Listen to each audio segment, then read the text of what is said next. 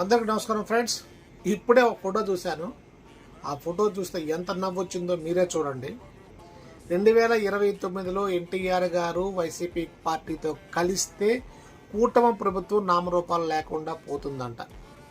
అసలు కలవకపోయినా పోతుందంట. ఫస్ట్ మీ YCP party ఆ 11 స్థానాలైనా next 2029లో తెచ్చుకుంటే మంచిది. ఇలాంటి పోస్టులు పెట్టే బదులు పనుల మీద ధ్యాస పెడితే బాగుంటుందిరా. అసలు ఆలోచించడానికైనా మీకు బుద్ధి జ్ఞానం ఏమైనా ఉన్నాయా? అసలు ఇలా పడితే అలా పోస్టులు పెట్టేసి ఎన్టీఆర్ మెడలో ఒక వైసీపీ కండువా వేసి అసలు బుద్ధి జ్ఞానం ఉందా ఇలాంటి పెట్టడానికైనా సరే?